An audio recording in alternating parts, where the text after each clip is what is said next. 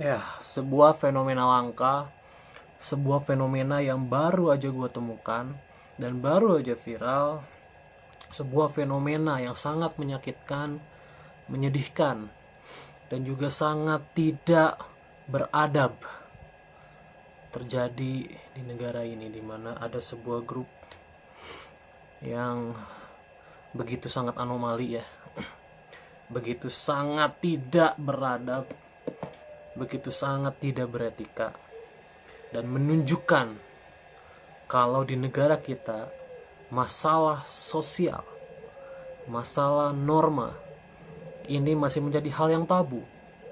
Ini masih menjadi hal yang diremehkan oleh banyak orang. Sebuah grup yang namanya saja sudah bikin jijik, udah bikin enak, udah bikin kepala gua itu begini-begini. Sebuah grup yang namanya adalah Fantasi Sedara yang ada di Facebook, yang grup ini sudah di-ban ya, katanya sudah di-ban oleh Meta dan sekarang sedang diselidiki oleh pihak Polda Metro Jaya. Dan gue harapkan gegeduk-gegeduk dari grup ini itu bisa ditangkap, karena sekali lagi grup ini itu bukan grup yang sehat.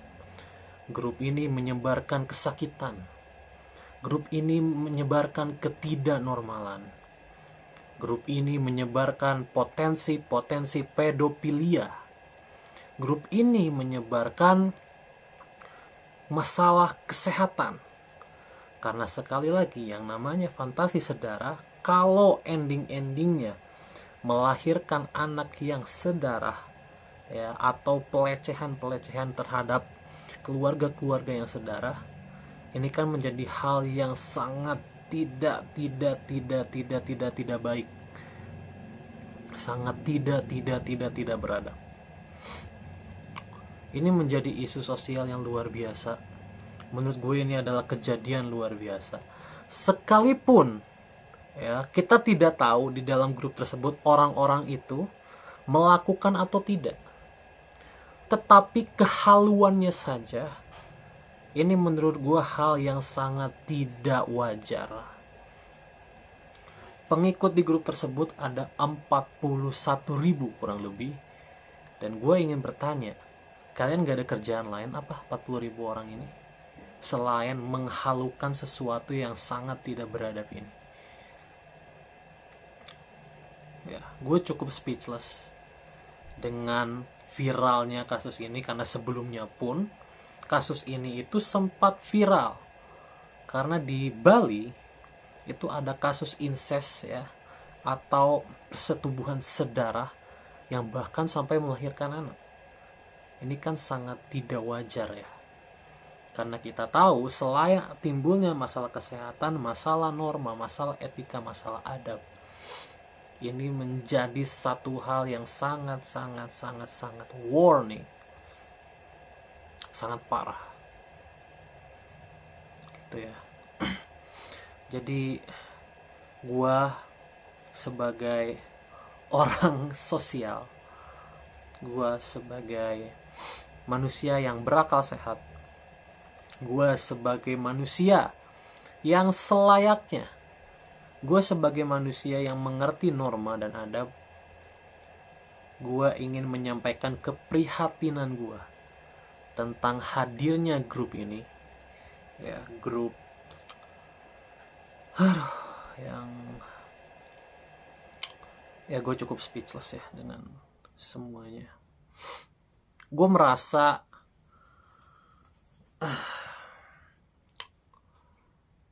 cukup sedih ya dengan kehadiran grup ini, dimana gue melihat juga isi-isinya ya dari sosial media, dari semua yang beredar di media, semua yang beredar di Instagram, di TikTok dan segala macam. Bahkan bukan hanya potensi pelecehan seksual, tapi juga potensi pedofilia. Ini juga ternyata ada. Kok bisa ya ada orang yang bangga menceritakan kepada banyak orang tentang kehaluan dia, tentang aktivitas dia yang melecehkan anak kecil. Bukan hanya anak kecil, anak kecilnya itu keluarga sendiri lagi. Ini gue nggak ngerti ya otaknya di mana. Tapi memang ya, akhir-akhir ini kita sering banget membaca bahwa ada kakek yang menyetubuhi cucunya, ada bapak yang menyetubuhi anaknya sampai hamil, gitu, segala macam. Bahkan sempat viral juga ada cerita bahwa anakku adalah cucuku. ada berita seperti itu ya. Anakku adalah cucuku. Jadi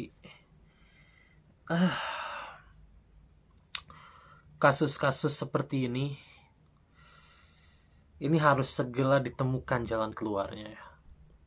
Harus segera ditemukan jalan keluarnya, terutama oleh pihak-pihak yang memang bersangkutan langsung dengan kasus ini. Pemberdayaan perempuan, perlindungan anak gitu ya. Perlindungan anak, kemudian kasus-kasus tentang keluarga gitu ya. Jangan sampai hal-hal seperti ini tuh dinormalisasi ujungnya. Karena dengan jumlah anggota grup tersebut yang sudah 40.000, artinya hal-hal seperti ini itu di kalangan mereka sudah dinormalisasi. Dan ini yang berbahaya. Ini yang berbahaya. Ya. Menurut gue pribadi, ini kita ke argumen gue ya. Menurut argumen gue, isu sosial ekstrim yang seperti ini ya, itu lahir dari dua hal. Ya, lahir dari dua hal. Pertama, literasi orang tersebut itu rendah, dimana ketika ada sesuatu yang dia baca, ada sesuatu yang dia tonton, itu dia tidak mencerna dengan baik maksud dari video atau gambar atau buku atau apapun pokoknya yang dia lihat, sehingga terjadi kehaluan. Setelah terjadi kehaluan, maka timbullah hasrat untuk yaitu tadi melakukan pelecehan seksual terhadap anak kecil ya, ataupun terhadap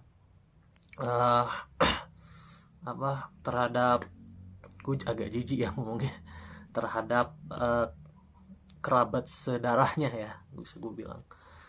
Terus yang kedua, kalau menurut gue ini terjadi karena ya, ini menurut pendapat gue ya, ini bisa terjadi karena orang tersebut punya waktu banyak untuk memikirkan halusinasi. Nah, kenapa punya waktu banyak? Ya, kenapa punya waktu banyak ibaratnya? Karena dia mungkin pengangguran, atau mungkin dia bekerja tapi bekerjanya itu tidak full ibaratnya, atau mungkin hasrat terpendamnya dari misalkan si laki-laki ibaratnya hasratnya kepada istrinya tidak ada.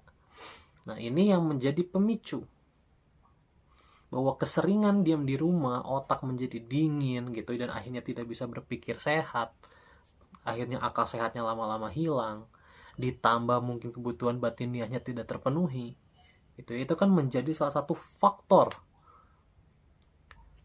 Kesalahan ini menjadi kesalahan yang dinormalisasi. Jadi solusi dari masalah ini menurut gua, meskipun ini mungkin tidak akan menjadi solusi yang absolut ya, tapi menurut gue solusi dari masalah ini adalah pertama, sibukkan diri teman-teman. Ya, sibukkan diri teman-teman. Jangan sampai teman-teman diem, otaknya dingin, dan akhirnya berhalusinasi. Yang kedua adalah tingkatkan literasi teman-teman. Ya, dimana kalau ada bacaan ya, atau ada preference yang teman-teman baca atau teman-teman tonton gitu ya, teman-teman harus mencerna dulu ini baik atau tidak. Teman-teman harus mencerna dulu ini baik atau tidak. Terutama untuk yang beragama, menurut gue, agama itu kan adalah pembatas dari apa-apa saja yang boleh dilakukan atau tidak boleh dilakukan.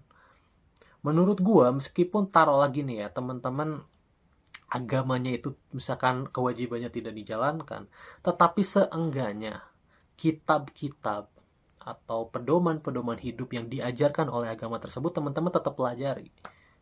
Karena itu yang bisa jadi pembatas supaya teman-teman tidak melakukan hal yang lebih atau hal yang kontroversial.